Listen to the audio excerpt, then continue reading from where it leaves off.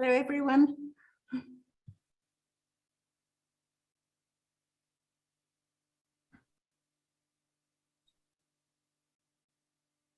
Ajahn, are you here now?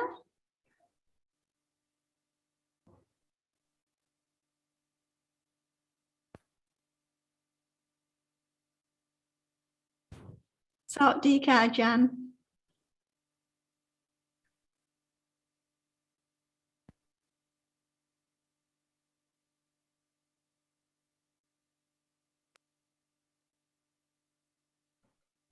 Ajahn, we cannot hear you. Could you turn on your microphone, please? Thank you.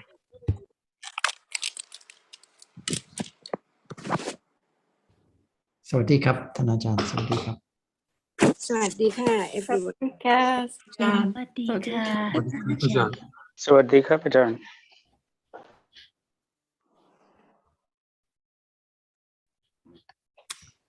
Shall we start?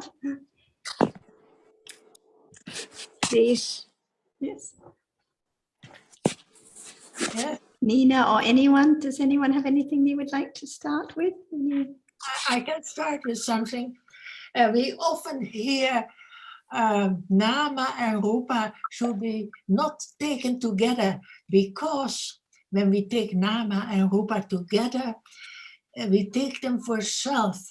But before we really understand this, we have to hear this quite often, because now they're seeing a visible object or hardness and the experience of hardness. But I do not think it's me. I just attend to the object and I forget the experience. And I don't see how I take it for self. I forget about the experience, but how it's me. I would like Ajahn, it would be helpful if Ajahn can elaborate. It's true, it seems to last, the object, it seems to last for a while, but taking it for self, I find it quite difficult to understand the meaning.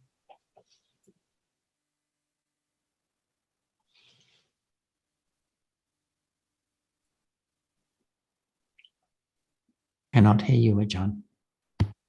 Sorry, I forgot again. It's not just a word to be said, whether it's me or not, but the truth is that who's there or what's there when one is looking in the mirror, or now looking at the hands or whatever, what's that? No need to say out or speak out what is that, but the truth is that it's the attention or clinging or ignorance of that which appears as not something, because usually what is seen is always something seen.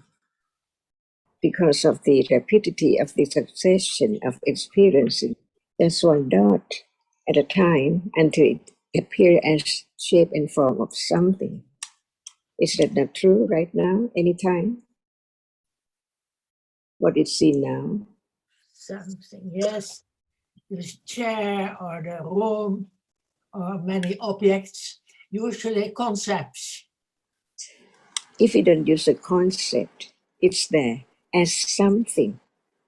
Even we don't know what it's called, but what is that? What is that? Even sound or smell, when there's no thought about the shape and form and the different levels of appearing of a reality. Something is there all the time. Just a moment ago, what's the sound? What is that? It's there and gone. No understanding of it, just appears and disappears instantly. So now, no matter what it's seen, even there's no word for it, but it's always something is seen instantly. As one opens one's eyes, it's there everything. Is that true? And what is the absolute truth of that which appears as so many things? Or what is that? So to take something as permanent as it is, like thing, people, what's the truth? If there's no seeing at all, can any shape and form appears to be known as something? Even we don't use any word, but that with shape and form is known for something, to be something, or something from birth up to this moment, when there's not enough understanding of the truth. Little by little, it's time for manasikara, or the citasikas, which arises and performs its function, to begin to develop the right attention to that which even appears as shape and form, as this or that. But in truth, it's only that which appears only when seeing is there, arising and experiencing it. Who knows that it's not I who see, but it's only the reality which is conditioned to arise and just see, only see, no more, and then gone from moment to moment, so very rapidly. That's why it's not easy to realize the truth directly experience the nature of that which now appears as nimitta of a reality, just one at a time. When there is more understanding, to not thinking about different shapes and forms, just the characteristic of that which can be seen. Close one's eyes, no more. What is seen? No thought about what is that at all. Only doubt about it and keep on thinking what is there as something all the time, even right now. That's why there's so much to understand the truth that what is that which is conditioned to arise and experience from birth. Seeing, hearing, smelling, tasting, touching. How come? With such different thinking, different thoughts about this and that, and then gone without any understanding of the truth of what conditions that moment to be different from seeing to hearing, so on and on and on, even to just this moment, and then gone secretly, unknowingly all the time. But there can be the understanding of what is there when it appears, to understand what is there more, not just only that which appears. For example, at moment of seeing, there is thinking. See? Who can distinguish the difference between seeing and thinking? So very close, but not the same moment, not the same reality, different ones. That's why just learn to have the understanding of the truth, so that can be conditioned from moment of directly understand what is there as usual in daily life, like hardness now. It appears, but what about the understanding of it? Or no thinking about its truth at all. But it's only hardness there. No thing, no one, no finger, nothing at all. And when there's the letting go of something, it can be a moment of beginning to understand the absolute truth of that which cannot be taken for anything at all. Because hardness is just hardness, no matter whenever it arises and is there. Right now, if it hasn't arisen, how can it appear? And without that which experiences it, can it appear? And this is the world of the six Tao ways, non-stop, anantara, pajya, from moment to moment. Nothing is left. Only sanya vipalasa, not understanding the truth that is not there anymore. And this is the absolute truth. Nothing can last. After it has arisen, it falls away instantly, never to return. Sunyata and anatta.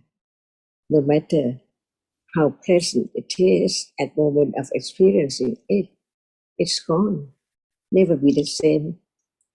The next one is not the same one which has gone. Never be the same one at all. No person, no thing. Only that which arises to experience and that which cannot experience. No matter in what world, the sun, the moon, the sky, the sea, the ocean, all are dhammas.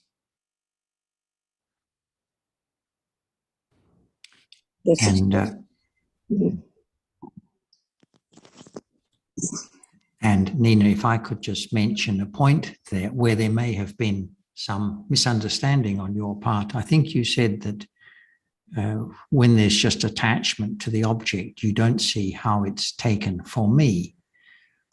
Well, I don't think it's suggested that objects are taken for me. I think what is suggested is that objects are taken as having a self or being a self.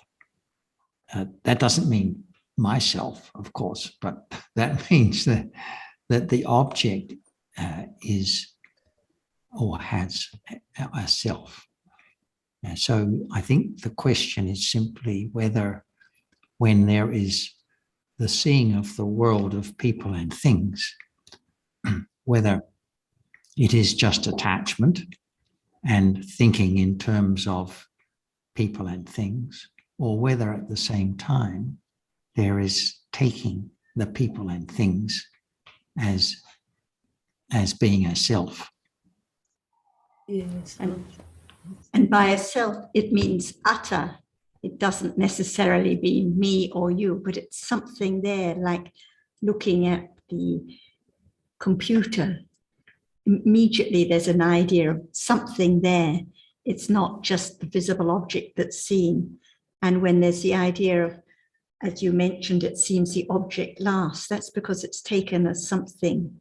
It's not just what is heard, the sound. It's not just the visible object that's seen, but straight away, long before there's any word or name of computer, there's something there, something that is seen. Or when looking at the hand, it's something there, no matter whether it's thought of as my hand or anyone's hand or anything at all, but still there's something there. It's not just the hardness that is touched. It's not just the visible object that's seen. It seems that there is something there that lasts. Yes. And I that's think why, yes. That's important, Paul, very important, because we take it for I and me usually, but it has another meaning, the atta, it's wider. Anyone, anything, right? That is why Yes. Sakaya Ditti just refers to the realities taken for me, and Atanu Ditti, anything, something. So we say it's clinging to self, but it's actually something or someone. Yeah. So whether what is seen now is taken for. Sao, could you mute your speaker? Yes. Thanks. Sorry. So no matter whether what is seen now is taken for Nina or my hand or the computer, it's still taken for something at that moment. Yes. And that's why it seems to last. And that's why for the Sotapanna, when there's no more wrong view of self or atta, there's no more taking of anything as lasting or permanent either. But the other thing to keep in mind, and I might ask Ajahn to add something on this point, is that just because there's no panya, sati panya arising at the moment, so no seeing of nama as nama, rupa as rupa, doesn't necessarily mean that there is wrong view of self arising or appearing, should I say. We know it's arising as one of the asavas continuously, but I'm talking about wrong view that can be known by its characteristic. So having the mere idea or concept of a table doesn't necessarily mean there's atana ditti there. I wonder if Ajahn could say a bit about the characteristic of wrong self, of the characteristic of wrong view when it arises in connection with, say, an object such as a table or a chair. Thank you. So at this very moment, what is there? See, we just talk about what is there in order to understand the truth of it in truth. Just thinking about what is being experienced through the idol, thinking about what is being seen and heard. So it means that there is seeing, right? Right. And Yes. that which is seen. Yes. But what is meant by that which sees? Means eye consciousness. A reality, Yes. right? Yes. So there is a reality which is conditioned to arise to just see. Is it right or wrong? That's A correct, reality Ajahn. which arises to see, not to think, not to like it, just to experience an object. That's why when there is seeing at any moment, what is the object is known as different ones, different color, different shape and form. But there are so many moments. But when we talk just about a moment of seeing, just a moment, no one there at all. A moment of seeing, there must be seeing because it is a moment of seeing. And what is seeing? Can anyone make it arise? Can we change the characteristic which sees into that which cannot understand anything at all, or like it, or some other different reality? Impossible. Because when what we are talking about, just that which sees, we don't mean anything else, not like, not dislike, not aversion, not ignorance at all. Just talk about the nature that arises and see. That's all. Is it something more? Because the moment of seeing, we don't talk about other things, because there is seeing right now. And to understand the nature, the reality, the truth of what is that which seems, it has to be the reality which can experience an object, because it knows what the object is, even it's not spoken to be something, different colors. But the truth is that as soon as it has a reason, it experiences what is there clearly, because its function is the chief of experience, what is there as it is. No matter it is sound, or smell, or taste, or touch, it arises just to experience that particular object which impinged on their bases, like the eye base or the ear base. That's all. You don't talk about anyone. Just talk about the absolute truth of the moment of seeing. And who knows what conditions seem to arise?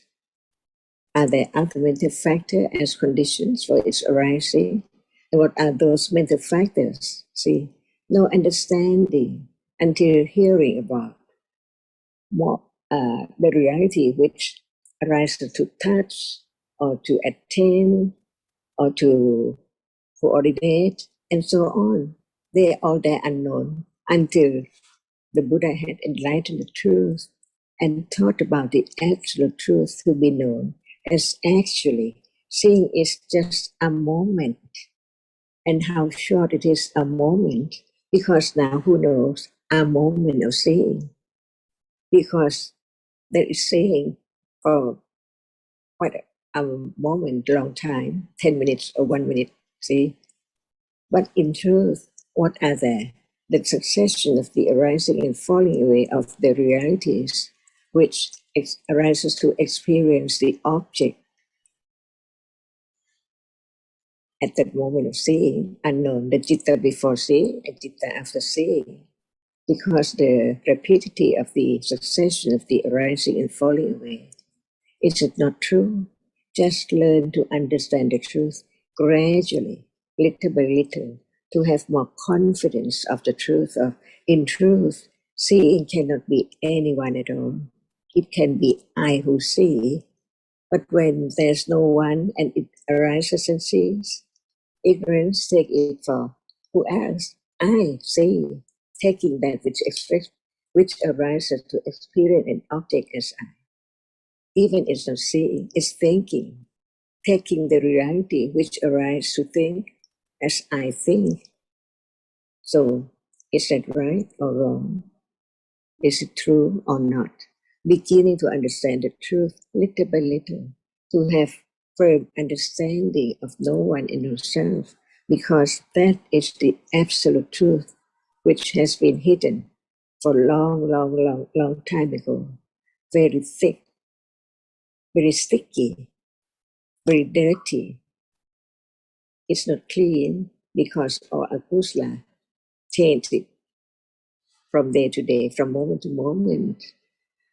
Only right understanding can begin to listen to the words of truth about it and to consider, because it's not I, but there must be the reality which arises and performs the function of considering. That's why Buddha taught about what he had enlightened, different jetasikas, different level of citta, experience different object and so on.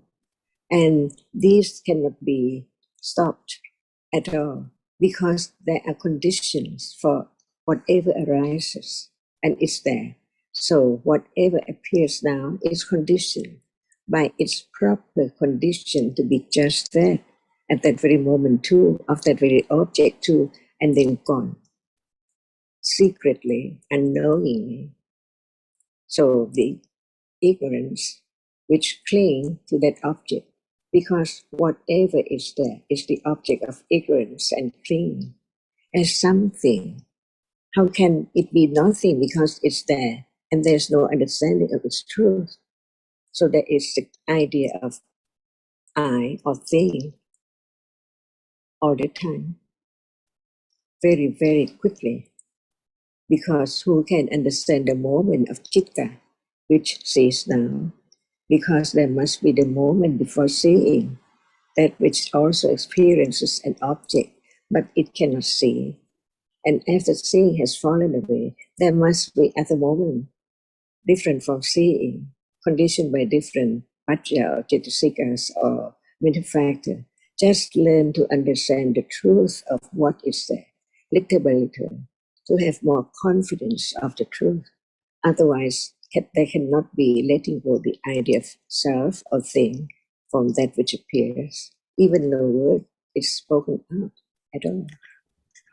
Thank you, Ajahn. And you just a minute ago, you said letting go the idea of self.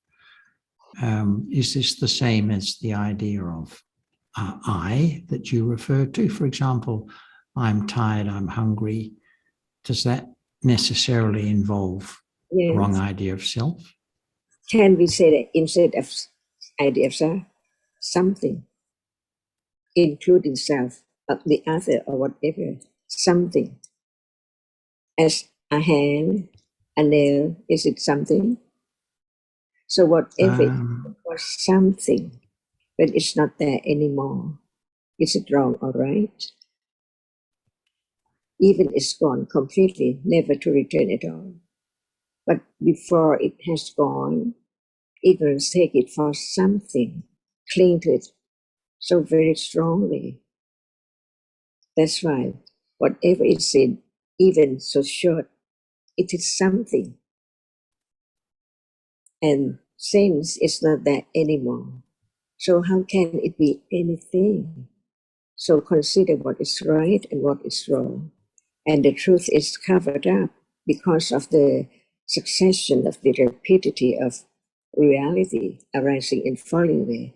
So many different kinds of reality, condition different moment of thinking and taking it for some different thing all the time, even the name. I understood originally that the idea of that wrong view involved a belief about reality. So a belief about a wrong view about the way things are in truth and reality. So that if one is not thinking in terms of what is real and what is not real, but just, shall I say, in daily life mode, that the idea of people and things there, if there's no idea about what is actually real or true in the ultimate sense, it doesn't necessarily involve wrong view. So if we don't think in terms of people and things, even what is there as something or not, or nothing, something or nothing. Well, I think we don't pay much attention to whether it's real or not, of course, but everything is a thing, right? Everything is an object of some kind. That's just the way that habitual thinking about the experiences through the sense doors. So there must be some difference between thinking about a table with and without wrong view?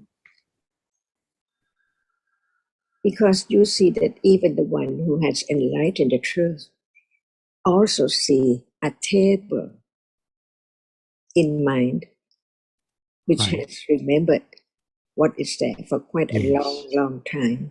But Yes. since the truth has been realized, Yes. no wrong understanding of what is taken for a table at all. But for those who haven't realized the truth, it is permanent table. It cannot be other thing. It's there all the time. And who knows? It's I who see, it's I who think. Everything is taken for something, no matter call it I or not, the other or not.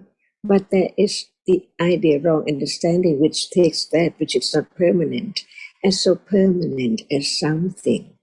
Hence, But see, well, there's no idea that the table has some intrinsic tableness to it, because we know that a table is just an assemblage of different parts and can be broken down and so forth. So I thought that the wrong view of self in relation to an object means that there's some inherent existence to the object.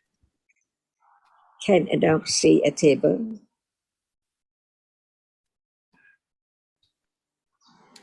A dog can think table. Does it Dog, see a table? it sees visible object. Does it have any idea of something there that can be touched? Well, probably, I suppose, yes. That's why we learn to understand each reality as it is. There are not just one characteristic of that which experiences an object, but there are so many, many different moments of experiencing an object by conditions. Seeing sees, no matter we call it a dog, a cat, a human being, or a fish. Seeing Right. is just that which arises. But there's something there to be touched is just the solidity, isn't it, of what we take to be a table. So we know that there's solidity in a table, and so we can't walk through it. We have to walk around it. But does that mean there's a wrong view about the reality of the moment? And if we don't talk about the word seeing, is there seeing? There is, yes. And what is the truth of it? It experiences visible object. So there must be a reality which sees, right? Yes. And it has arisen by conditions. Otherwise, it cannot arise at all. Right. The blind one doesn't have the eye base, so there's no condition for seeing to arise to see and then gone. But at moment of seeing, even no idea about dog and cat, like the dog or the bird see, no idea about that.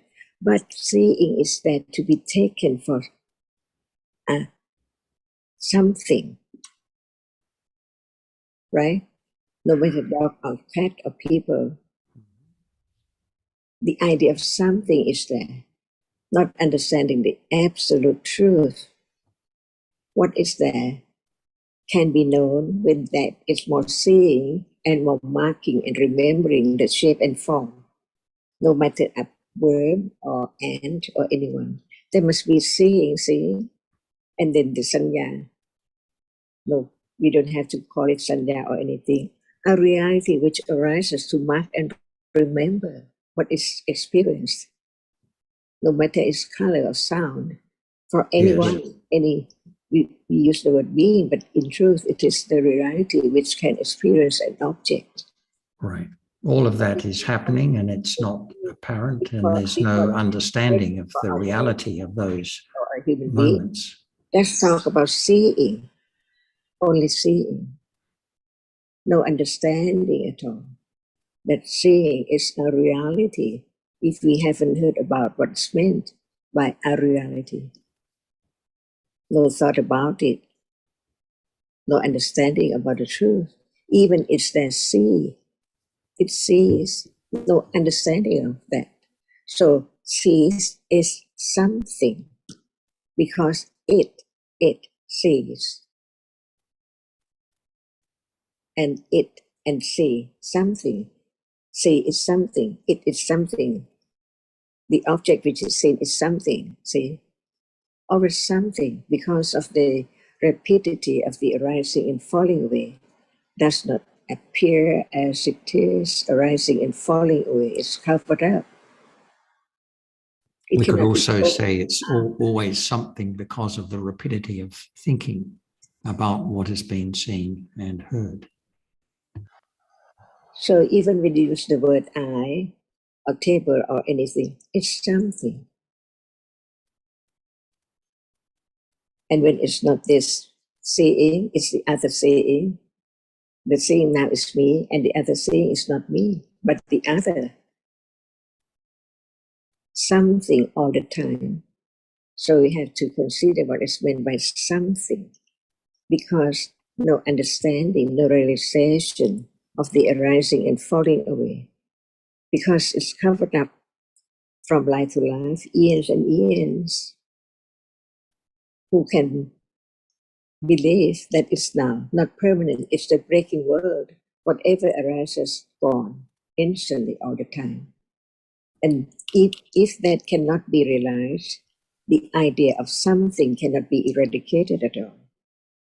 Because that which we take for something is not there anymore. It's gone. But when there is no realization of the truth of this very moment, it's something. Seeing is seeing. So even seeing is something. Because John, seeing, I would say in a day, mostly there's no thinking of I am seeing, or there's just going about whatever one is doing with a lot of attachment, but not necessarily the idea of I'm seeing, I'm walking, I'm hearing. It's just these things are happening, so many of them so rapidly, a lot of thinking about what is being seen and heard, so a lot, and so forth. is that thinking? Yes, an awful lot of thinking at many different levels. Is it not anyone see? It doesn't, at that time, there's no idea of it being my thinking or I am thinking. It's just happening by the nature of one's tendencies. Does a cat think that I see? I have no idea. I have no idea about that. Ajahn, can I ask a question? Ajahn, the four asavas which arises in a day, is it that all four arise very frequently in a day, that it's not just like avijja and kamasava, but also often it is ditthasava that arises in a day very often? From whom we heard these words? From the Buddha. Okay, what did he talk about asava? How many asavas? Therefore, So what is one by one? avijjasava. Okay, is there any understanding of the truth of that which arises and falls away now? No. And what is the truth, the absolute truth of this very moment? That it is a reality that arises and falls away. But it's not known, it does not appear. So even there's no idea about the word, aswa or anything, but not understanding the truth of it is there, right? Right. And it's different from moment of beginning to understand the truth, little by little. Yes. At that time, not asava. So at moment of not understanding, it is avijjasava, right? Yes. Yes.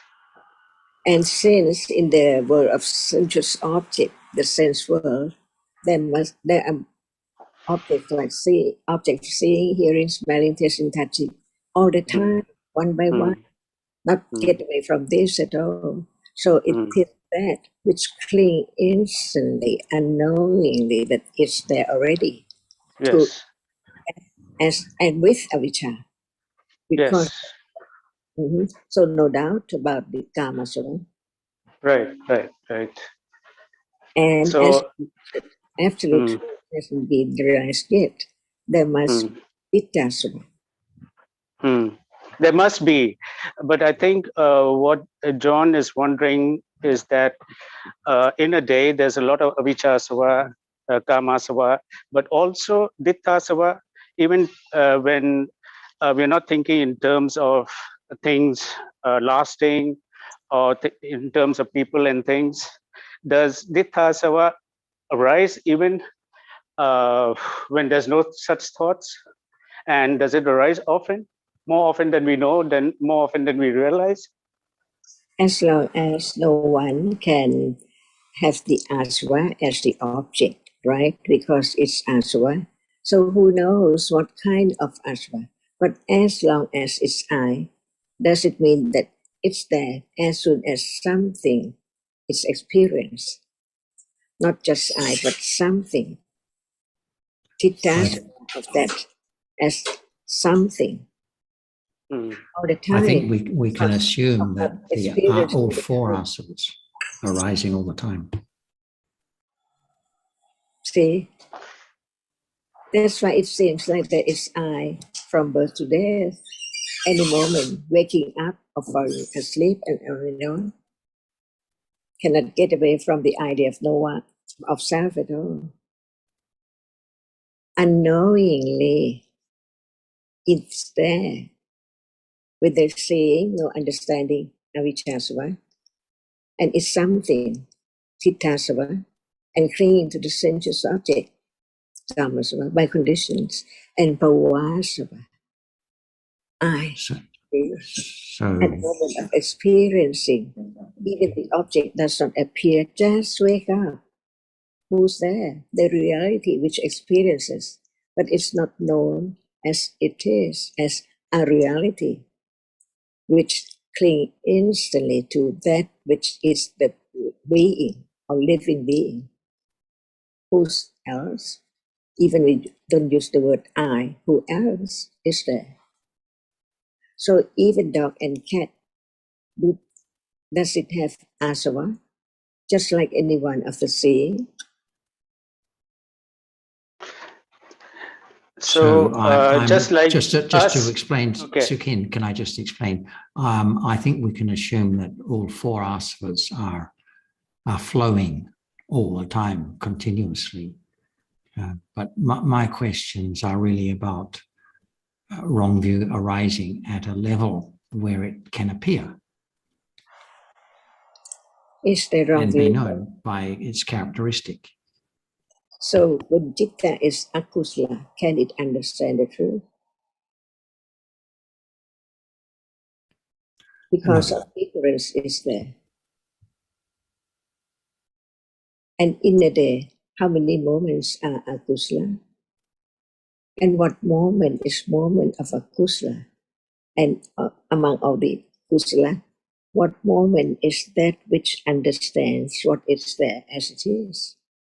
Even from hearing and considering, the truth is the truth. It doesn't have intention for this person or that person to take it for this and that at all.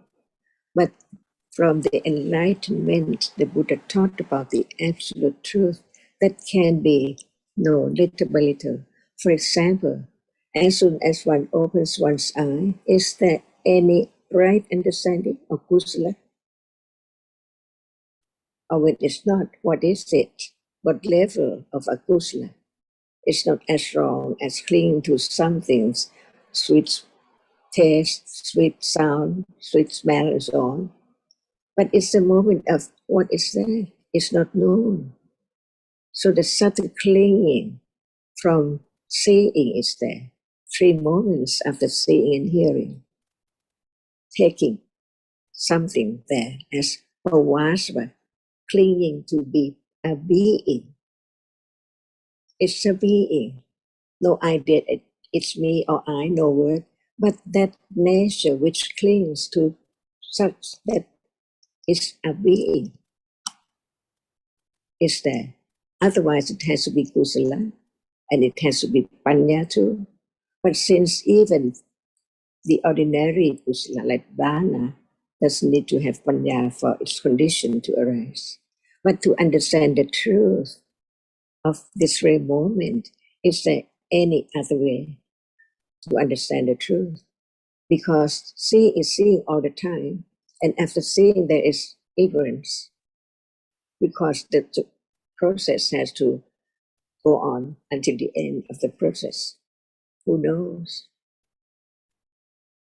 No understanding of what is there in life from moment to moment at all.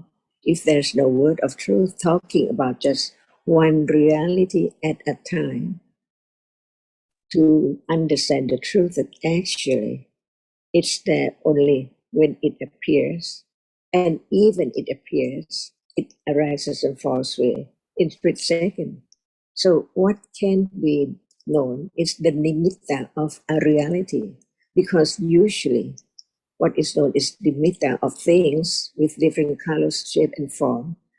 No word to understand the truth that actually what is the difference between moment of seeing and moment of thinking.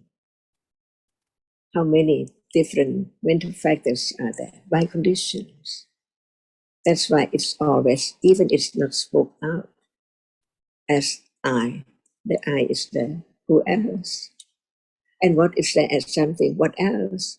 Can it be known of just that which can be known because it has impinged on the I base? It's impossible. So very, very rapidly arising and falling away. And this is to understand what it's meant by so very subtle.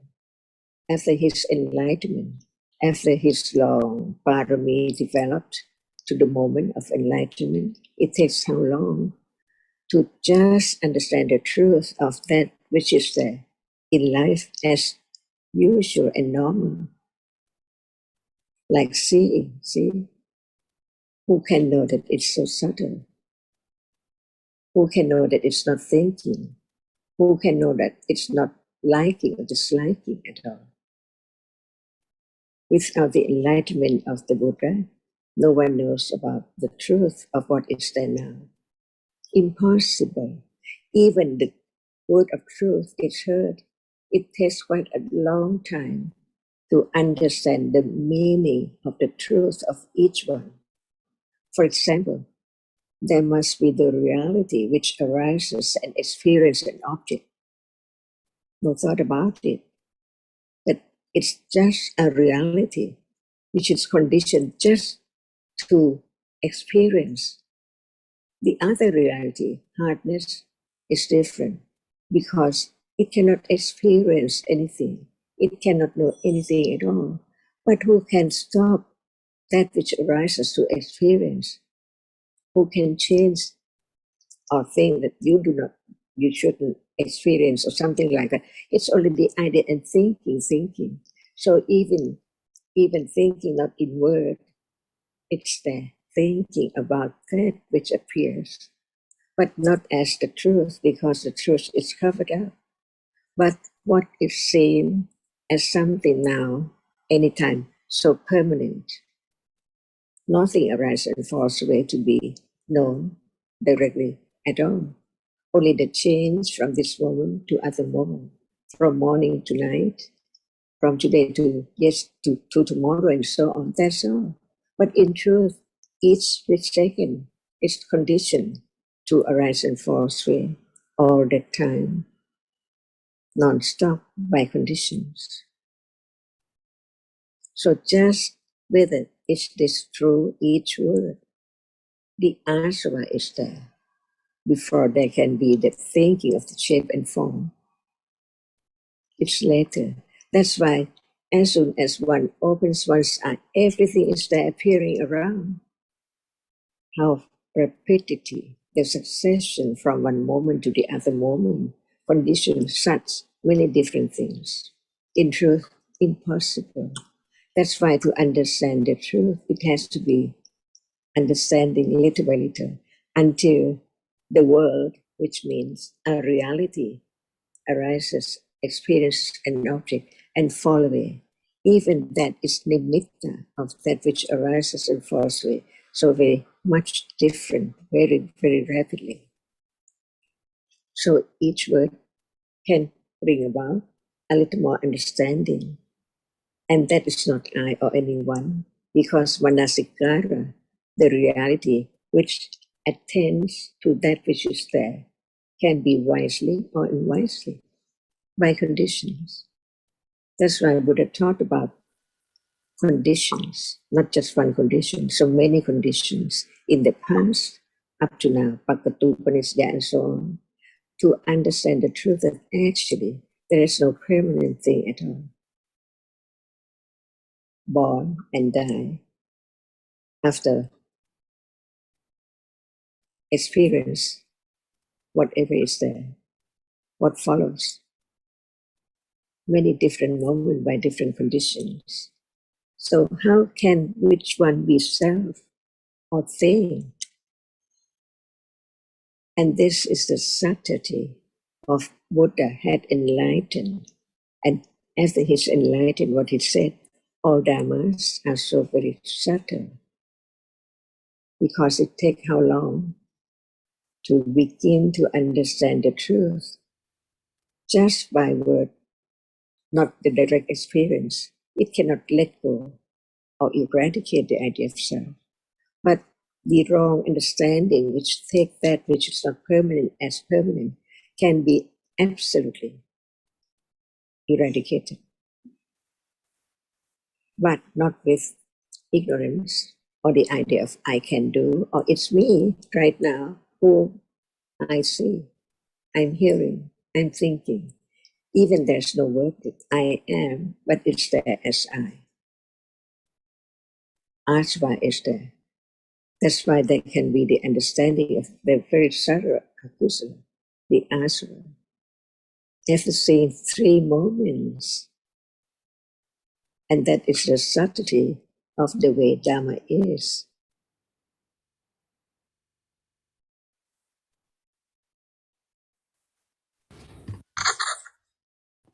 Thank you, Ajahn. That's very useful. And I think that's the point, that as understanding develops, more and more of the subtlety is seen. Like at the moment, just the tip of the iceberg, but more and more has to be seen. So just because it's not known doesn't mean it isn't the truth, like the asavas are there. So as understanding develops, more and more the idea of something, taking it for something instantly, becomes apparent. And back to Nina's point about nama and rupa, if namas are not clearly understood as namas and rupas as rupas, and the distinction is known, if it's still the idea of I seeing, then for sure it's something that is seeing and something that is seen. So that's why the whole emphasis is on understanding the reality that appears now, because it's the only way for there to be a little less clinging to the idea of something and someone as usual, slowly. Otherwise, how can be the understanding of what's meant by parami?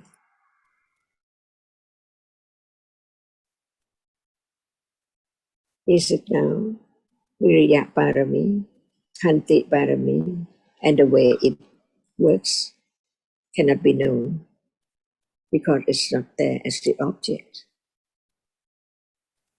That's why understanding the reality can understand the word that Buddha taught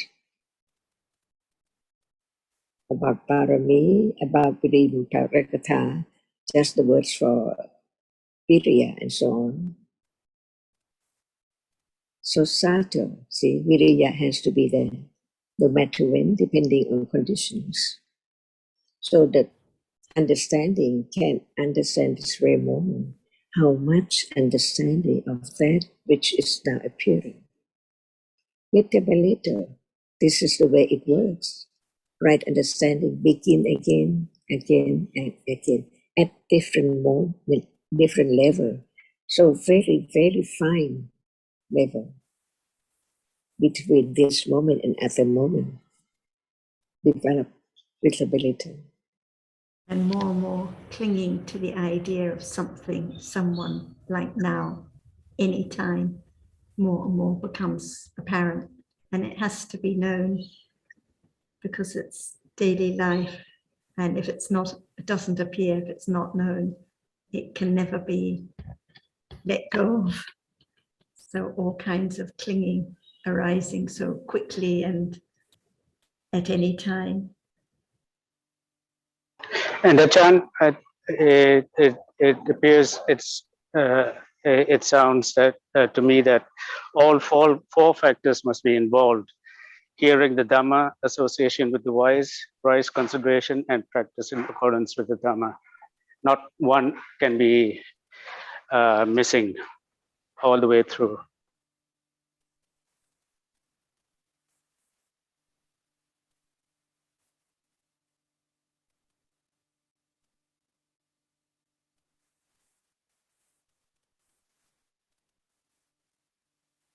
Discuss about taking it for something. Otherwise, we would not understand. And this is the way that clinging can be less.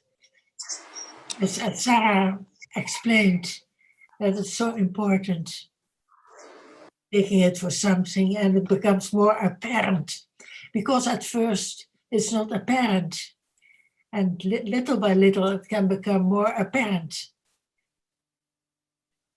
And this is why it's important also to understand that it's not just the idea for someone, but atta means something, someone. It's not the understanding of reality as it is.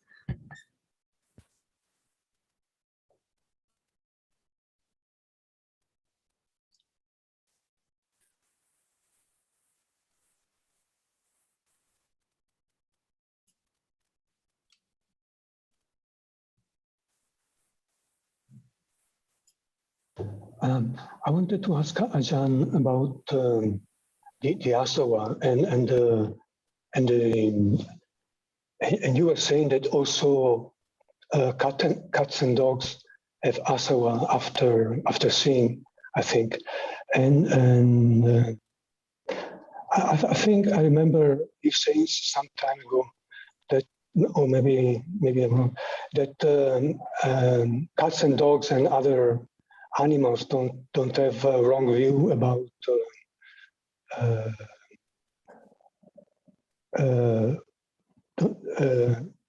don't have ditti about realities, in the sense that they don't have ideas about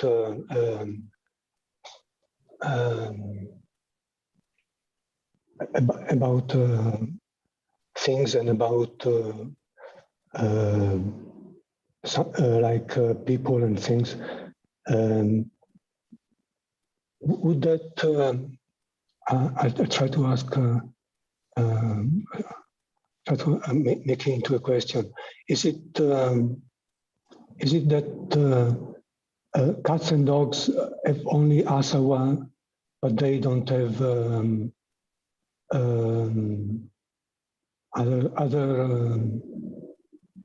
other kilesa like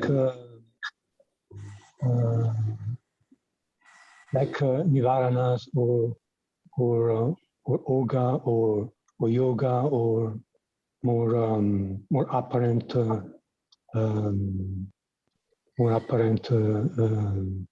kilesa which in which wrong view is more apparent. Do you understand my question, Ajahn? If we don't mind about the words, but understand how much ignorance not understanding what is there now, which is seen and heard and thought about, and how much it is at moment of beginning to understand the truth of it, just no one there. How much confidence of that word, no one there. Is it true or not? Just consider the truth, not try to find out what level of kilesa is now, whether it is aswa or what. Whatever appears can be known. That which does not appear cannot be known at all. What about that which is now appearing is not yet object of understanding? So how can be the understanding of what is there, which is not experienced as object now? That's why if we think about the word at that moment, what kind of akusala, what level of it? Is it asava, or it appears as doubt and just thinking about that without understanding of the truth of it?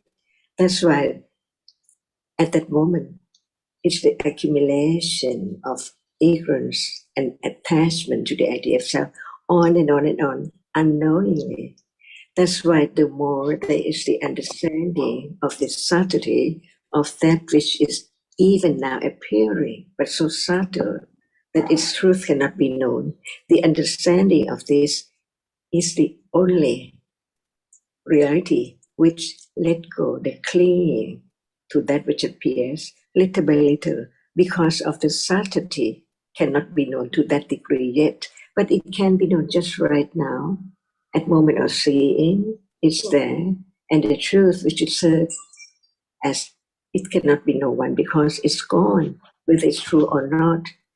Otherwise, Buddha didn't teach about the processes from one process to another process with one bhavanga in between and so on, just to be known, to have more confidence of the truth, but not just try to know whether what level of asva or kilesa is there now, whether it is sanjosana or it is kilesa or whether it is upadana and so on. While they are not there anymore, it's only thinking about that which is there, just very shortly and then gone unknowingly. So the path is different. The one which is motivated by ignorance and attachment, and the other is understanding the truth that is so very subtle, and what can be known is only that which is now appearing. So no wasting of time to try the other way or to think about the other way, but to understand how much understanding of that which is now appearing. The truth is there about how much accumulation of attachment, clinging as upadana, just think about that, and with nivarana, when it's there appearing, and so on. Just thinking with the idea of I, because not understanding that actually even that moment is no one at all. And when there's So, Achan, what you're saying, go on, Achan, please, sorry. What I was going to say is that, Achan, what you're saying is that we ask about asava with asava. So there's not going to be any understanding. Yes, because what's at that moment, ignorance and attachment, and the lopa, clinging, is there, hidden in the corner, unknown. Until it's known, it cannot be there anymore because it's known.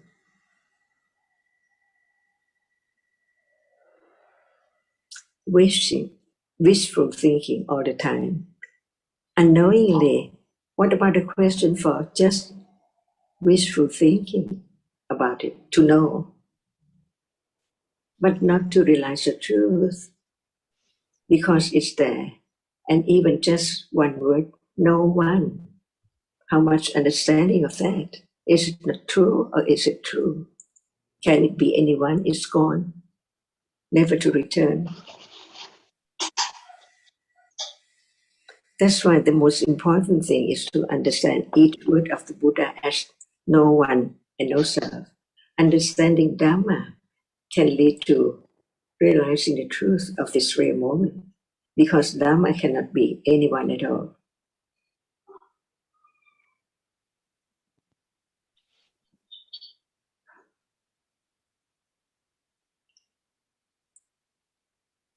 What should I think another point relates to pachatan, knowing for oneself, because sometimes people say, oh, well, Ajahn said this and now she says this or something like that, but it has to be one's own careful considering and understanding in the end, because in the end, it is the Dharma that is one's teacher, and it has to be the understanding now of what is true and right. Like now, isn't there the taking of what is seen or something? Isn't it when one looks at the bowl of food, something there that is touched, that is seen? So what about for the dog or for the cat? So one just has to consider carefully, and it depends whether one's talking about, thinking in words about something, or whether one's talking about the subtle clinging to something that's completely unknown now. So I think one just has to keep reflecting and considering, because for all of us, the understanding is continuing to develop. So it's learning, it's developing all the time.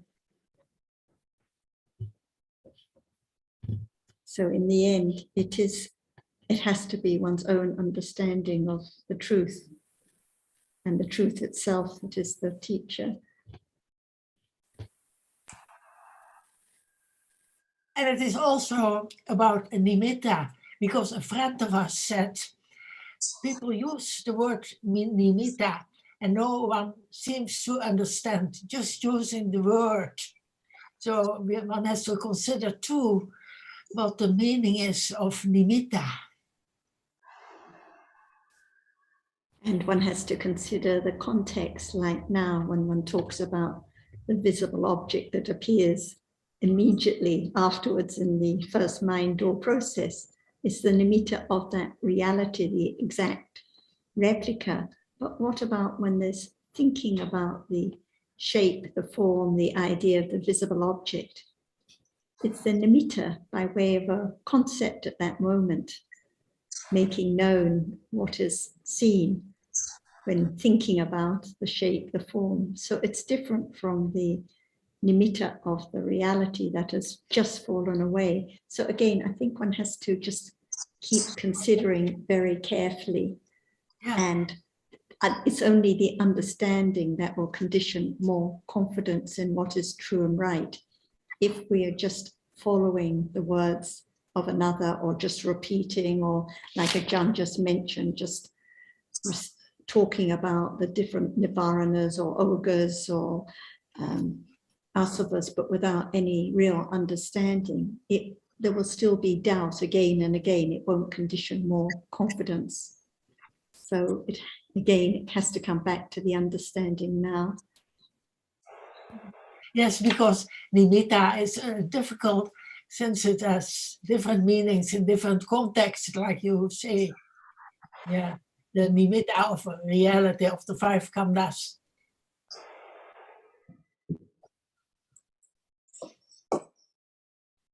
do we live in the world of nimitta?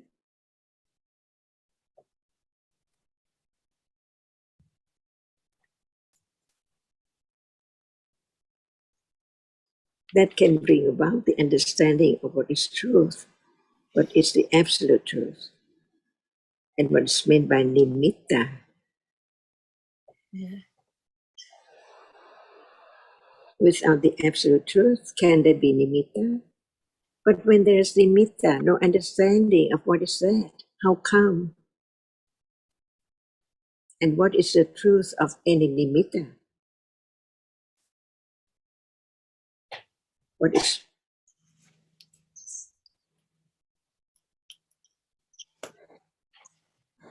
and what is meant by that which can be seen, and only that which impinges on the eye base, and that arises and falls away in split second. The understanding of the subtlety of reality is the way to let go wishful thinking about realities and how to directly experience it, and how to let go more, just thinking about how to let go, but not how. The moment of that understanding, even just one moment, develop again, to different very fine line level of understanding.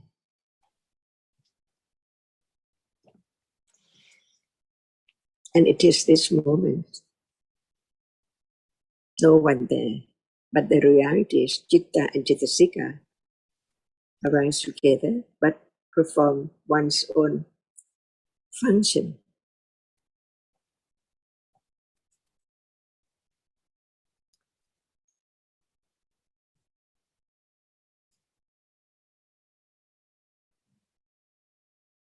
So it's not just now, but any time in life, when there are conditions for thinking, even thinking about it, just very, very unusual time or moment, because usually there is thinking about other things all the time.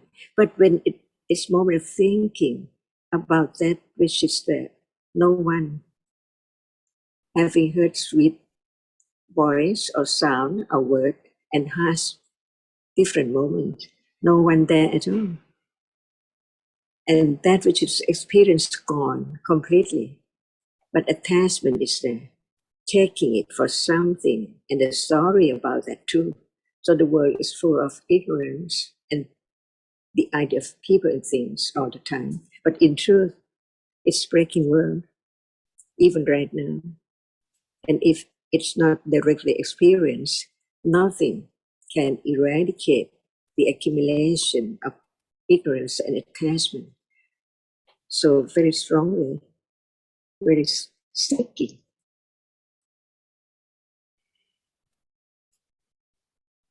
So it's just time of understanding from moment to moment to let go what is there, which is so very, very strong, accumulated. So it's just... Ajahn, you just mentioned the breaking world. Now I'm thinking that earlier we were talking about seeing as something, always experience as something. So for an Aryan, it would not be, instead of something, it would be a breaking world, wouldn't it? But you see that in order to experience just one characteristic of a reality, is it quickly, easily, or just understanding that the truth is that? But it depends on whether there is any moment of developing the understanding of that reality as not self. For example, hardness. It appears in a day, but without any attention, just think about the other thing. But it's there to be known, it's not known. And seeing is there to be known but not known. Just thinking about that which is seen and the situation and so on. Everything is just like this. But when time comes, it's time to understand that in truth, there's no one, and actually there's no permanent world at all, because what is meant by that which arises and falls away instantly is that not breaking moment, breaking world of whatever we think is so permanent. A car, a road,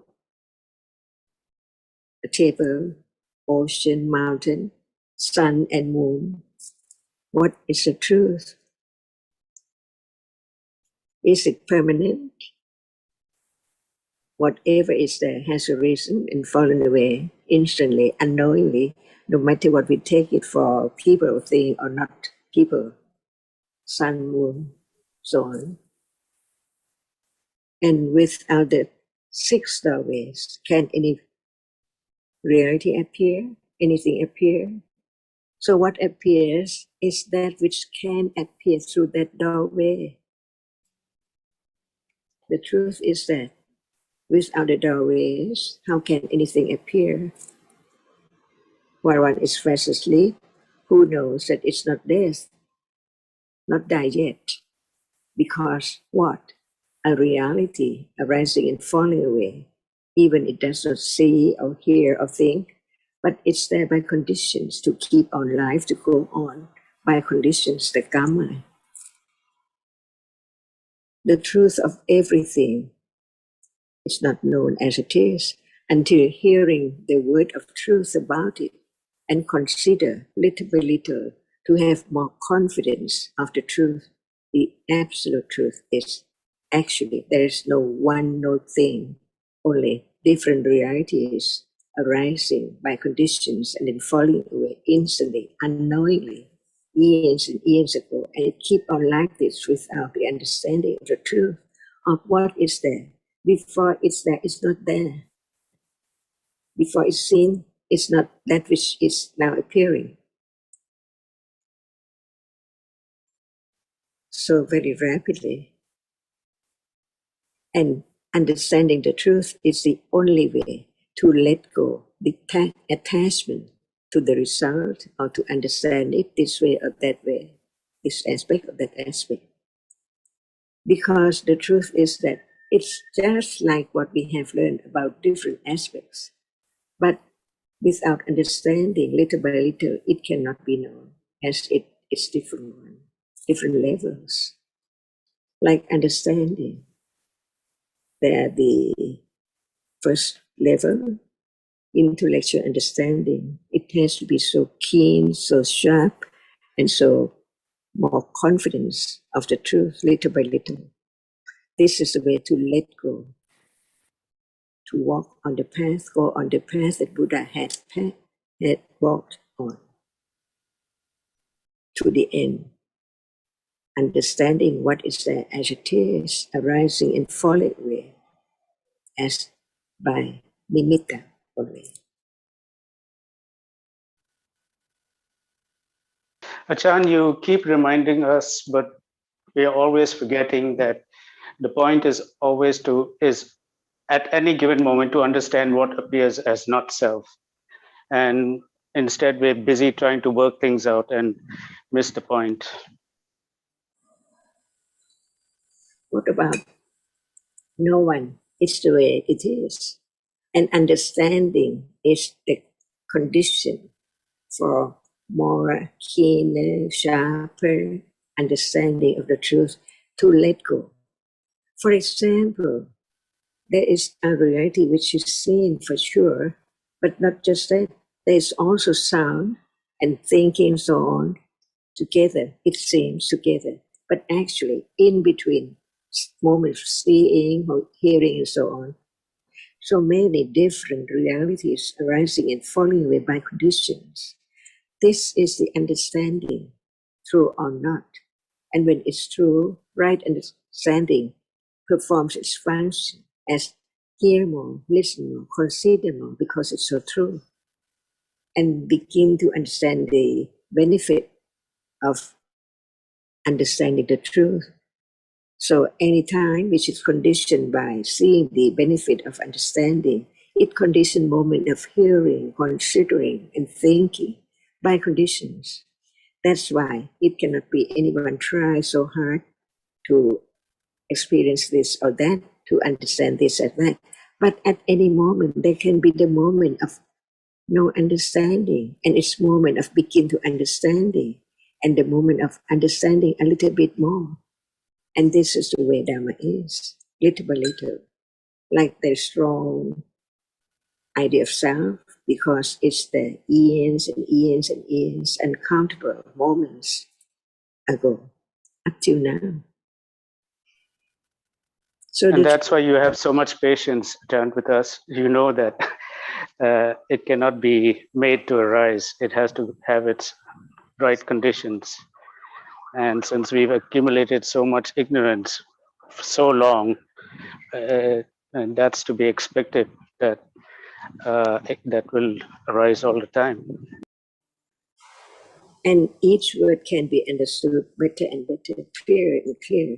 For example, anatta, pop up, see, It's now popping up each moment unknowingly.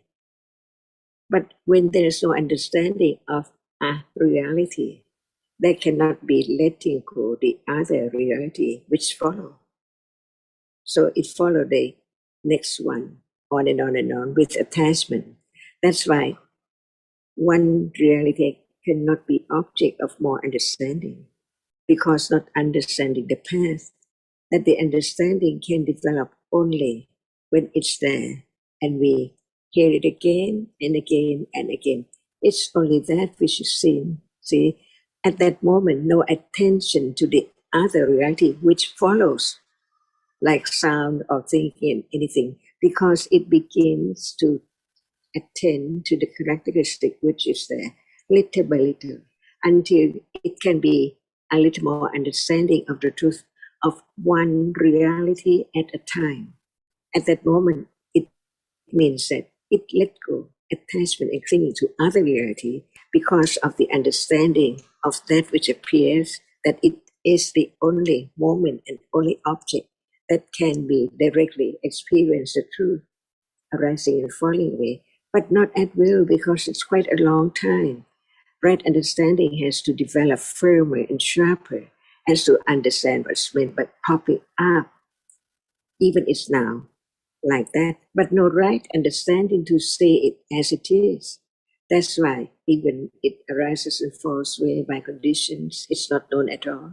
Only when there is awareness directly from understanding a lot about different characteristics to understand that only characteristic as it cannot be taken for anything. For example, hardness now. It's so natural, but no understanding. Until there's understanding of what is there in life, only the sensuous object and the minder, that's all. From moment to moment, changing all the time without understanding, and some moment with understanding, which is not clear yet. But it can be clear when there is more understanding, seeing the best thing in life is only right understanding of the truth. Among all other conditioned reality, right understanding is the best. And it's so true, because it can understand more, a little more, until there is more confidence of the truth. And that moment, it gradually letting go, the clinging to the other thing.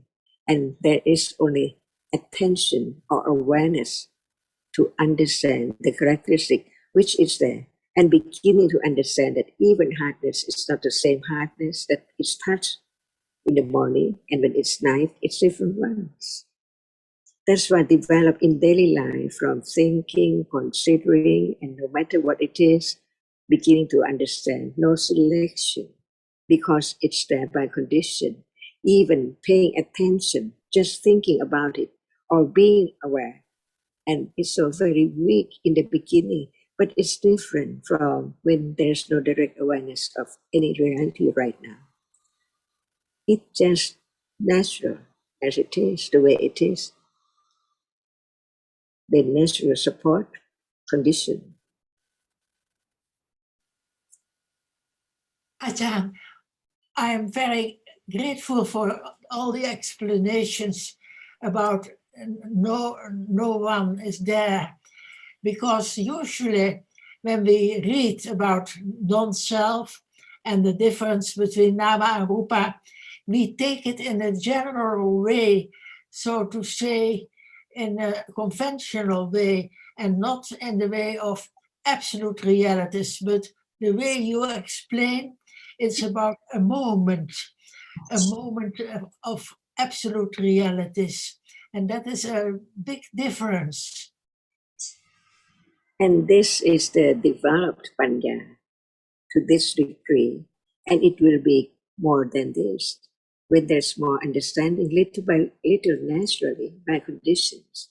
And this is the only way to let go the very deep clinging to what is there, when there's no understanding of the truth of that reality at all.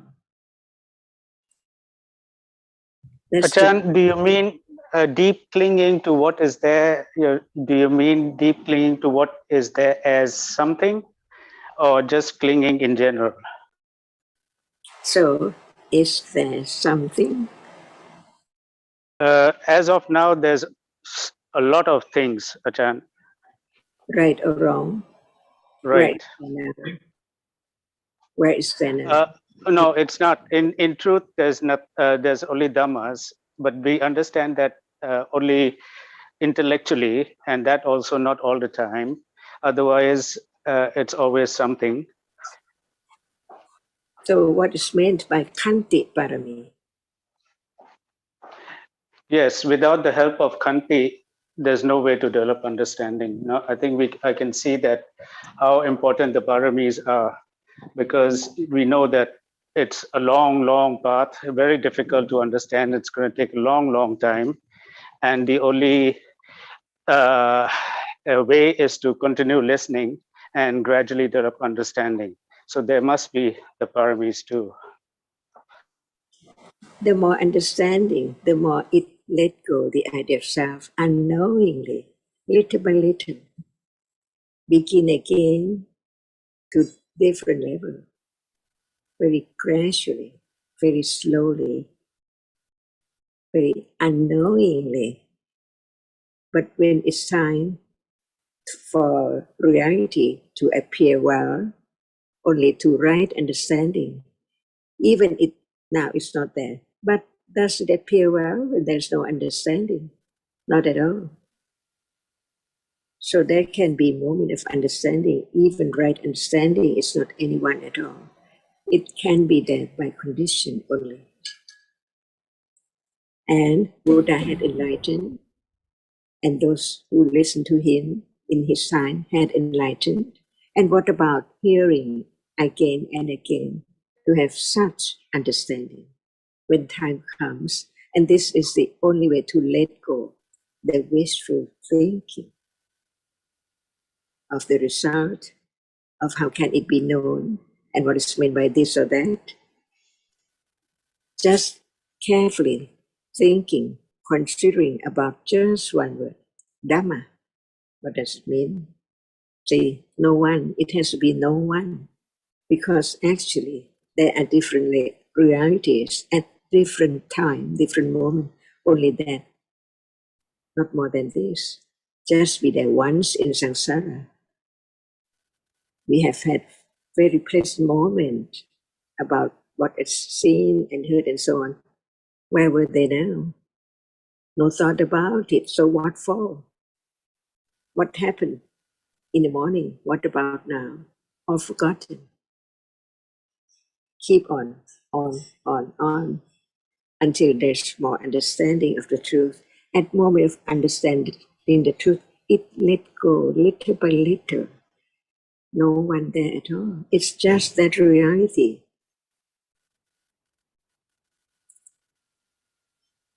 So today, there can be a moment of thinking about what level of reality, like attachment, just is there as normally, or is there as just a little more attention and clinging, or so very, very pleasant and pity is there too. Understand what is there in a day. Otherwise, there must be the moment of I am so very happy at such and such moment. But in truth, what is there? Buddha pointed out each different one. Piti is not Vedana. See?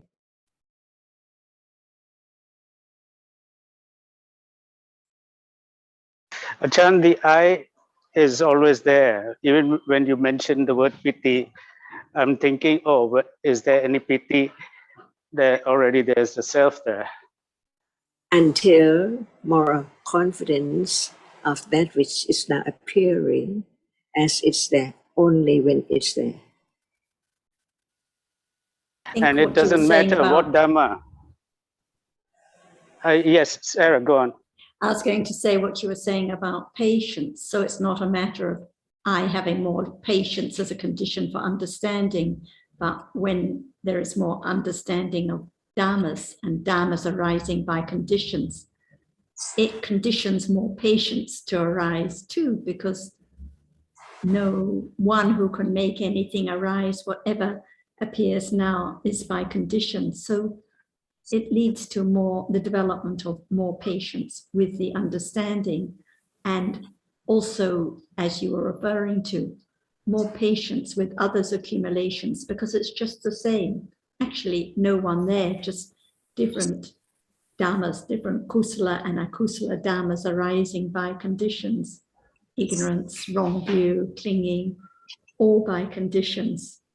So understanding is what will condition more and more patience with what appears, no matter for us or for others, because actually they're just dhammas arising by their particular conditions.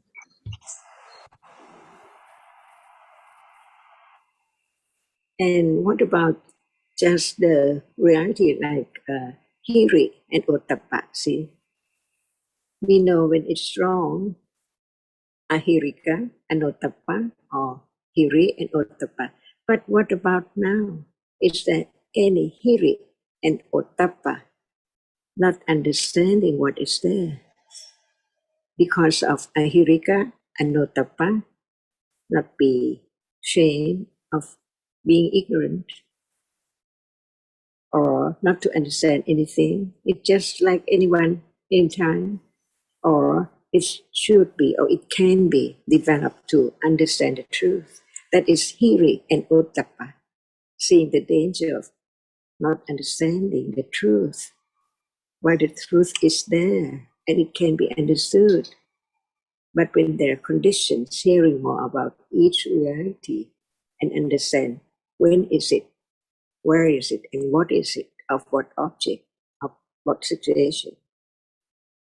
Seeing more about the truth of what is wholesome and what is not wholesome, as not self, little by little. Not just being glad to have more hiri and ottappa without understanding it. It's just different reality. Pleasant feeling or piti or hiri or ottappa are there, unknown, until it appears at moment of having no kusala, and the moment of akusala is the hiri of having such akusala, even from not hearing, not considering the truth, or beginning to understand with respect to the truth. It's so true, but it's so very, very subtle. But hiri and ottappa keep on understanding little by little. Otherwise, no time to understand it at all. But a moment of understanding can build up, moment of more understanding and more letting go. So it begins to understand, even at that moment, it's not self, but it's hiri and ottappa. But Achan, ahirika anottappa arises with all akusala, but we can only think about it. It doesn't appear, doesn't it? Or does it, Achan? Until We it, can, so it can appear. Mm-hmm. Depending on conditions. At moment of going to say something unpleasant and hurts the other, and at that moment, why not speak out? Because of hiri and ottappa arises at that moment. It's not I who can stop, but it's the reality which sees the danger of akusala. Listening to the truth, what for, if not developed the way it is, to have less unwholesomeness and more hiri and ottappa for understanding the truth. That I understand, Achan, about hiri and ottappa. It can arise to at a moment of restraint. But I was asking about ahirika anottappa, that it arises with akusala, but with different objects, different kinds of akusala, but itself, does it appear? What can understand it? Panya.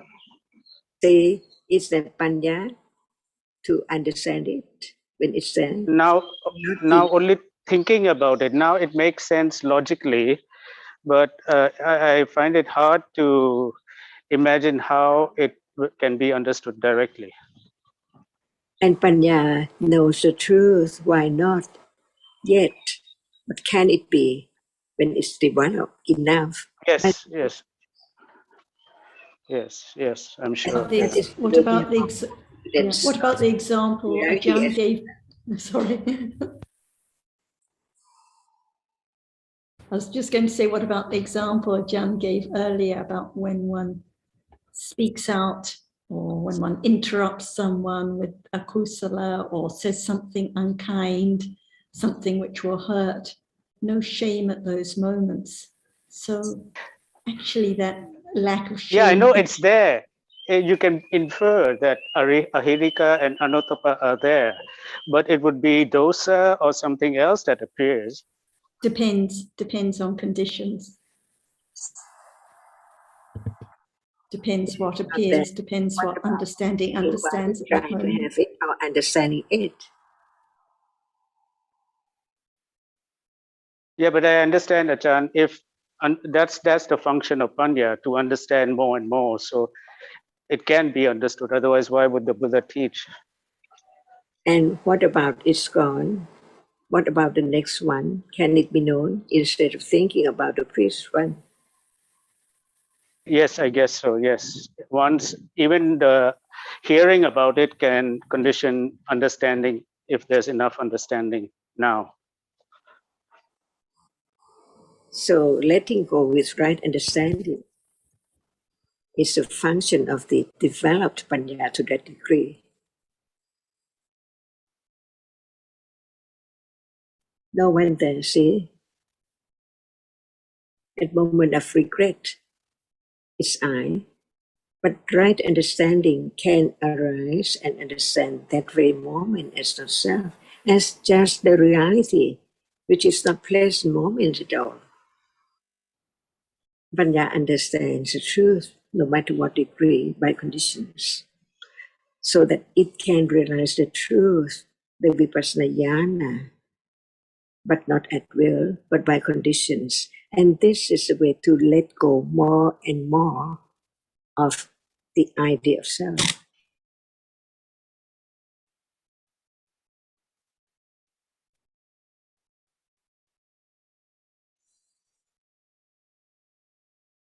That's why there is the wrong path and the right path.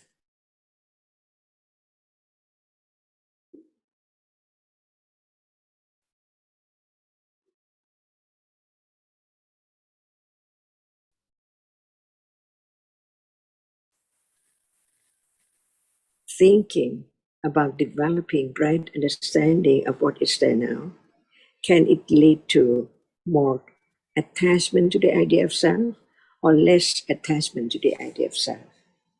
Either one by conditions. But right understanding, understand what is what. What is wrong at that moment can be known by right understanding of that degree to be able to detect or understand the truth of that very moment. It's just like what we said before about pointlessness. See? It can be with right understanding or with akusala. Who knows? The truth is the truth. Only panya can know directly.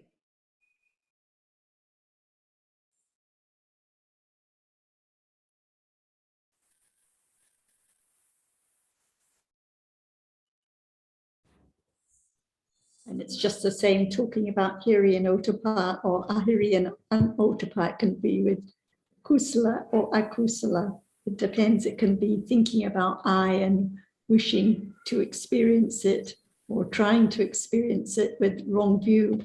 Or there can be moments of wise reflection, moments of understanding without clinging. So it all depends on the moment now, whether understanding arises or not, or by conditions. And I think it's good to remember that it's only one Chetasika that performs a function of understanding, and that's Panya. Yeah. And also letting go, it's only Panya that can let go. And as to what appears, it doesn't matter at all. It doesn't matter whether it appears or doesn't appear, or what is understood now, because it's all gone anyway. Otherwise, it's just more clinging to I, to something again. Like what Ajahn was talking earlier about, we're thinking about the samyojanas and the upadanas and nirvaranas and the details, but it can all be with the idea of something there, or I, not the understanding of just what appears now.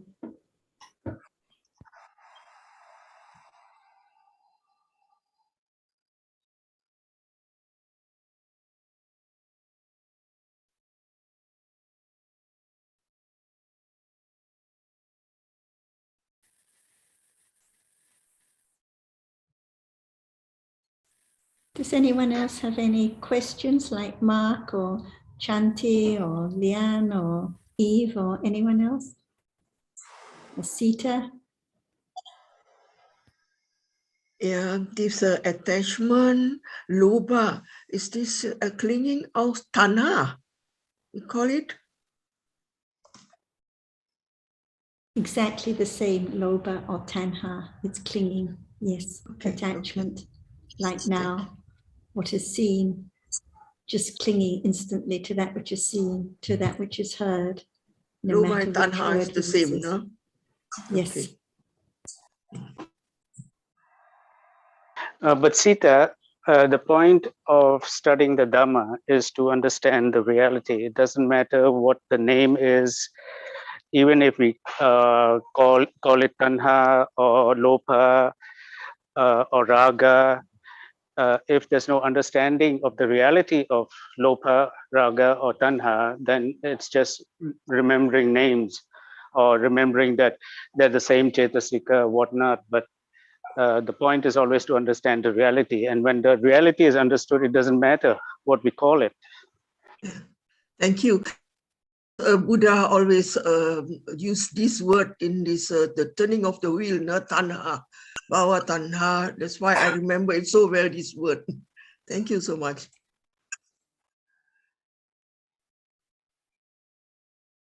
Now, is there any tanha now? Any lobha now? Oh. No, thinking, considering, and then you distance yourself from tanha. Can you distance yourself? Can you do anything?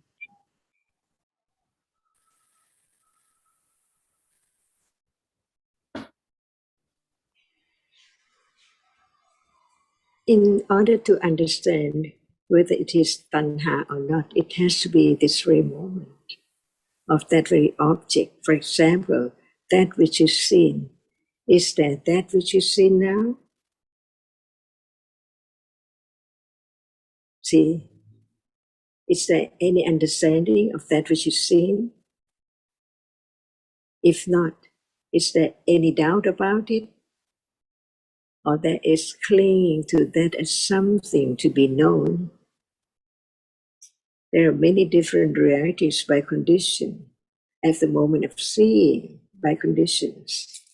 And to know whether it's tanha or not, is there any right understanding? When it's not kusala, it has to be ignorance. And at that very moment, is there any interest to know it or begin to understand the characteristic which appears as just a reality, no matter what we call it? It's only there by condition as it is. It's not sound, it's not smell, but it's that which appears at moment of seeing, at moment of seeing only. So it's not permanent. And when it's not seen, who knows? It arises or not. But when it is experienced, it has a reason. Otherwise, it cannot be the object which is seen at all. And it has to impinge on the eye base too. So at moment of no understanding of the truth, there must be ignorance, one characteristic which cannot understand the truth. And there can be doubt. By then, no doubt about what we heard about the moha mula-citta with vicikicca. It's there. But when it's there without understanding, it's not known as no one, only a characteristic which cannot understand the truth with doubt of that object. And when there's no doubt, it's their interest to know it. What is it? What is it? What is it? It can be attachment and doubt, different moment too, very quickly. So they seem like they are together. That's why we learn about different ones to know that when it arises and when it does not arise. Can it arise together? Impossible. Attachment cannot arise with doubt. As long as there is doubt, how can there be attachment to what that one is not yet decided to know whether it's wholesome or unwholesome or not? That's why lopa does not arise with vicikicca, but ignorance can arise with vicikicca and not with vicikicca. It's all there in life. It can be known little by little from hearing about it. Otherwise, when it's there, doubt, no understanding is the I, but in truth, it's what we heard about, different cittas, the moha mula-citta with doubt or without doubt. It's there to be known little by little to understand the truth that no matter what is gone, it is not there forever. Thank you, Ajahn. So learn to understand the truth as we have heard. And that's the way to attend to the characteristic of one reality at a time until it can condition more understanding that it can be known when it's there. So it conditions moment of being aware, little by little, of that reality that is not the other. By that way, there's less attachment to the next one, which follows instantly. When there's no attachment to the other, there can be a little more developing of considering, beginning to attain wisely to the characteristic which is there. As only that, no name. Because even the other would be the next object. It cannot be named, or it can be named at that moment. It's thinking at moment of naming it, not moment of beginning to be aware of the characteristic which is different from other reality. Achan, I've heard in one of your Thai tips reference to Chanta being Itipada. Is this what you meant just now when you were referring to interest in understanding what is now, what's the reality now? Is this what you were referring to? Yeah, Chanta can arise with kusala or akusala into any object. At this moment of hearing, understanding the meaning of the word, there must be chanda too. And when it's kusala, it's not lopa, but it's chanda, to understand, to let go when there's understanding. That's why by understanding that nothing can let go, ignorance and attachment, only right understanding itself. That's why hearing to understand is the interest. Otherwise, no attention. Okay, it's in the book, that's all. Not understanding the truth better and better. But when there is the understanding of the value of understanding, that is chanda, it's not lopa.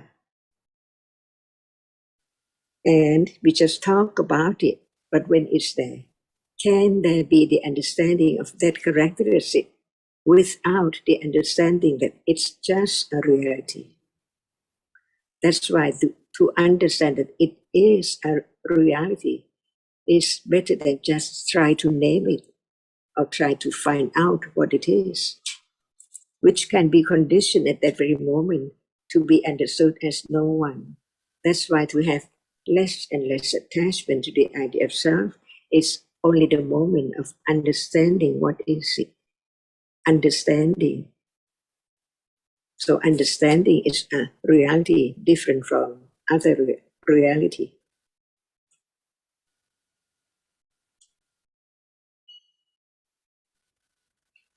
All about now, different moment, different now. They are there all by conditions. Many conditions too.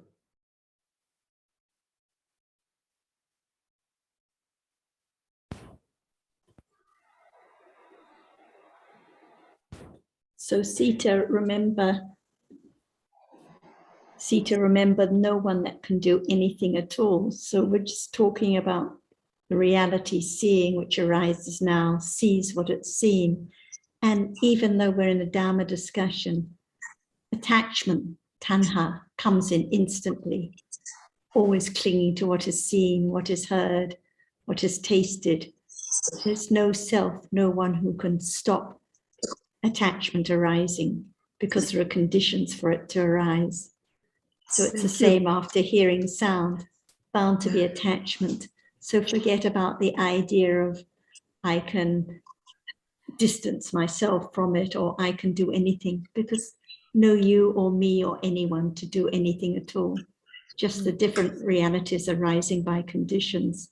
And this is the way that through the careful considering, the understanding begins to develop of dharmas as conditioned and anatta, not in anyone's control at all. Thank you. Thanks for your questions.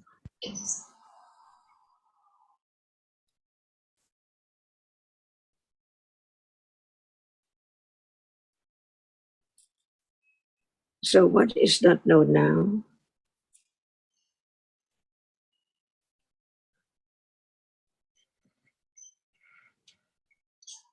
That which is now experienced, but it's not known as just a reality, not me, not anyone at all. That's why understanding this will condition moment of developing understanding of the nature of that which arises and experiences now. No other time, no other way. But depends on conditions too, how much it develops little by little, very gradually, very slowly. It cannot be known until its moment of understanding that how come to have such moment, from moment of attending to the characteristic with wise considering and begin to not let go the truth that it's not self. By conditions, all by conditions. That's why no matter what is there as object, right understanding does not hurt because it's there as just by conditions.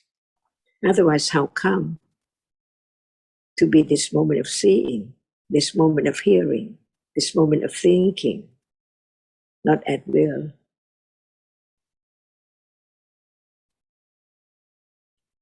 Thank you, Ajahn.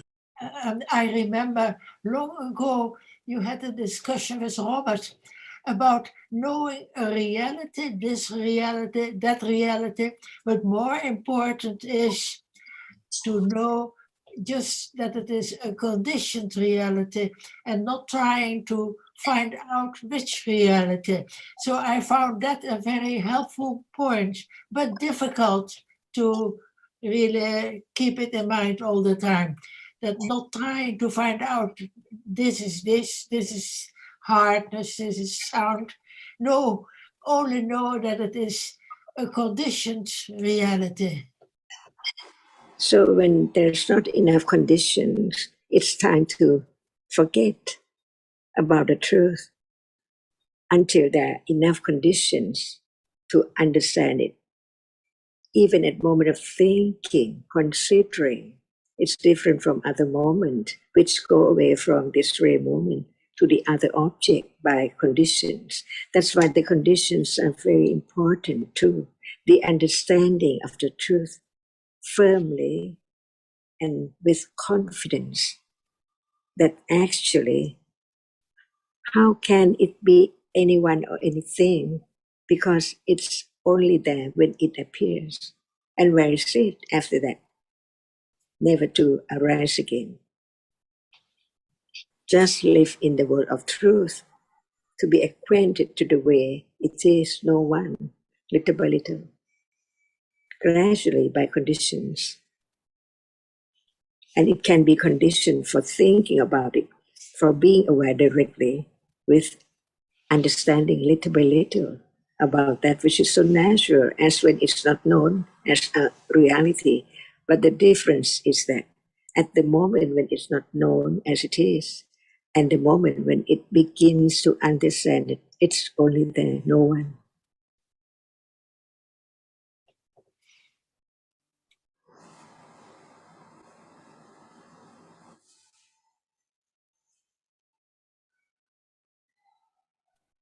Until it becomes habit, see, like bhavana, jira kala bhavana.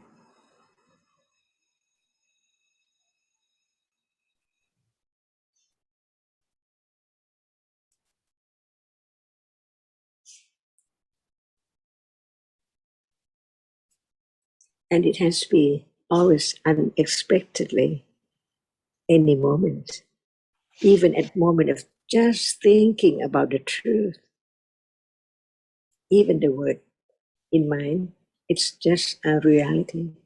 It is the beginning of not go away from that very moment to other moment, other object, little by little.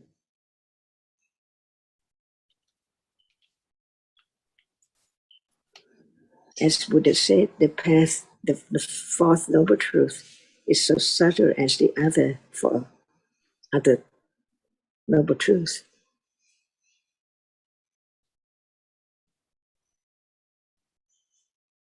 The arising and falling away is not known how subtle it is.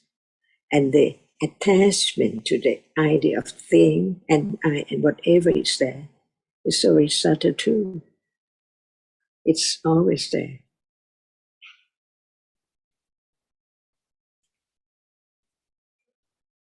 And I the think it's also end of akusala is also true when time comes to understand it, what is there as the idea to cling to that as something itself can be completely, absolutely eradicated.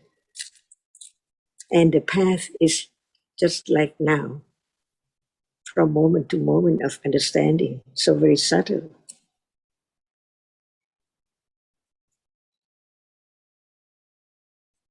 Yes, please.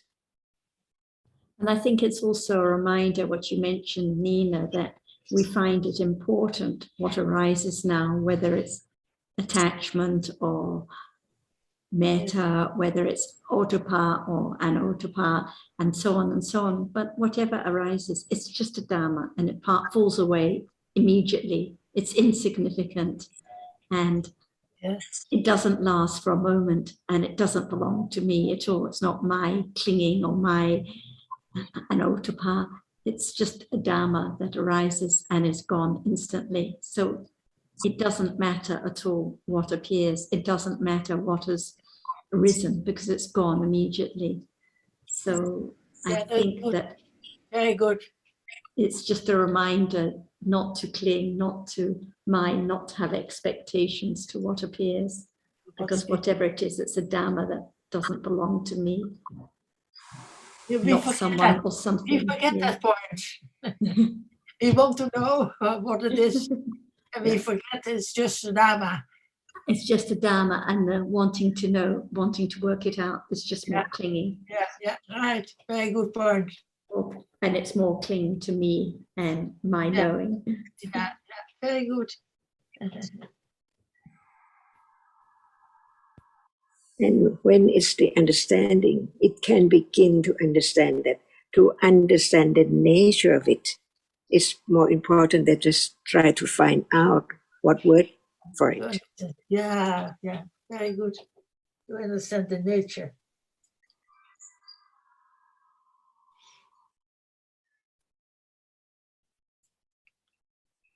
And with the nature, you mean that it's gone already, that it's The arising or falling condition, away.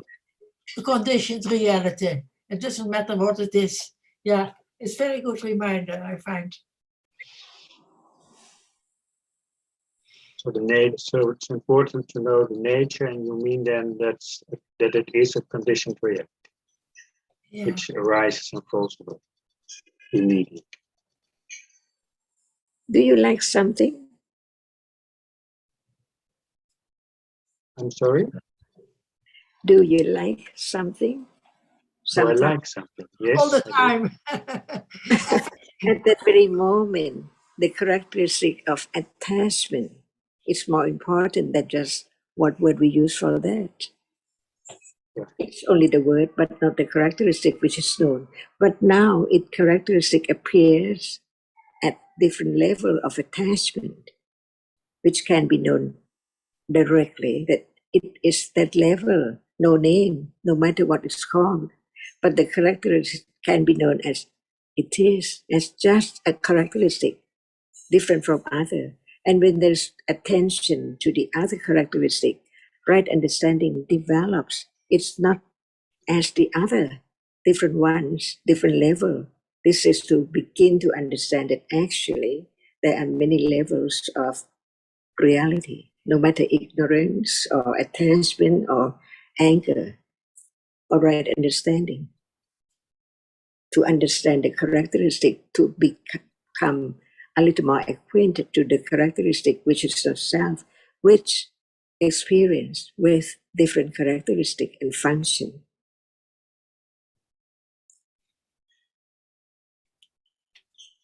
Thank you.